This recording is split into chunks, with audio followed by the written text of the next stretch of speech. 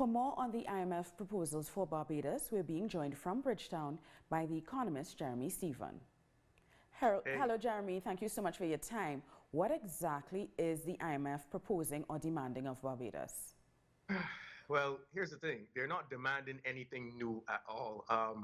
They're demanding a reduction in current expenditure, so a reduction in, let's say, goods and services, transfers to state-owned enterprises. They're also demanding that wages are kept constant as opposed to the current proposal that is being pushed in Barbados, that wages should rise in the public service by 4.5%. They're also advocating for the debt reprofiling, but they caution that while we are looking to reprofile our debt, that the government not pursue it in a unilateral fashion. That being, it has been reputed that the Prime Minister made the decision to selectively default on our overseas debt, our foreign debt, funnily enough, without consulting foreign investors. So there's a number of things as well that they mentioned with respect to the free education up to tertiary level. They're saying that that's not going to be possible, particularly given the environment we're in. They're saying that you should look more so at tax harmonization as opposed to repealing certain taxes that the Prime Minister mentioned that she wanted to repeal. Yeah, there's a few more things that are minor, but basically those are the headline items that the IMF are cautioning against right now. Now, Mia Mottley came into office promising to protect public services, pensions, free university education. That free university education was a big thing on her campaign trail.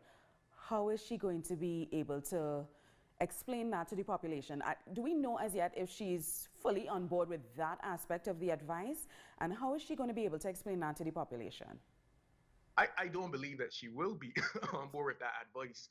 I will tell you, since free tertiary education was removed in Barbados since 2013, 2012, 2013, and funnily enough, I work for the same tertiary institution that I would love to have the free education again because it really does help by the way of revenue.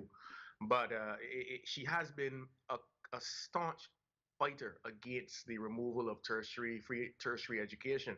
So I know it's not going to resound with her particularly well. I will say that most Barbadians, however, do not think it is likely, although most people would like it to happen.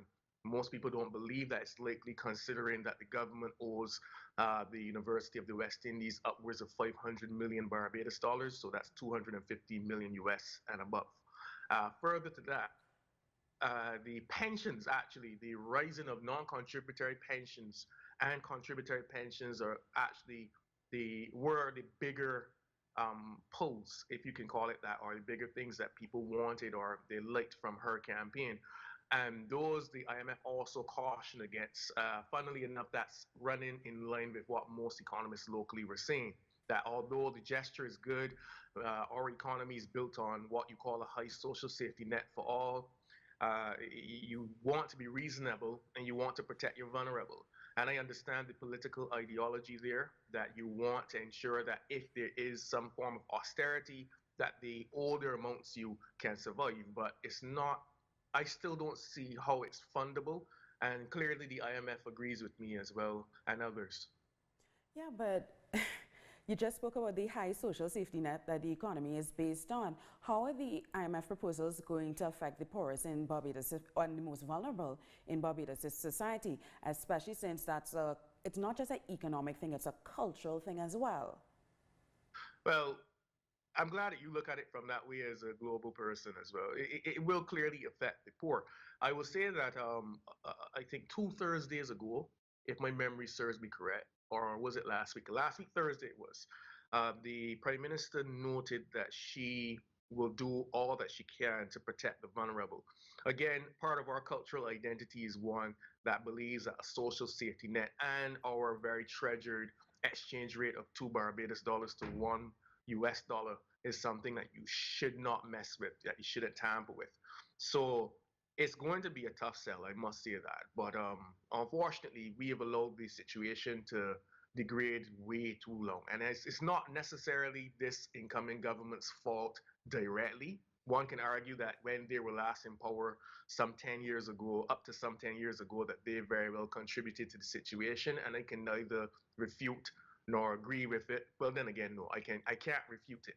But at this point, the situation is generational right now, and there will be some form of austerity. There's no clear way out of it unless governments tries to find some big source of funding from some other sovereign country like China, and that hasn't been discussed just yet. There's a budget coming on Monday, and surely we'll get more details into this austerity package that may occur, but more importantly, where she's going to find the financing to keep our social safety net up, although she's getting savings from the debt reprofiling.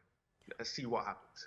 Thanks so much, Jeremy, for talking to us. And we might have to talk to you after that budget, because that's going to be very interesting to see what the Prime Minister is going to have to say to the public, especially after this IMF report.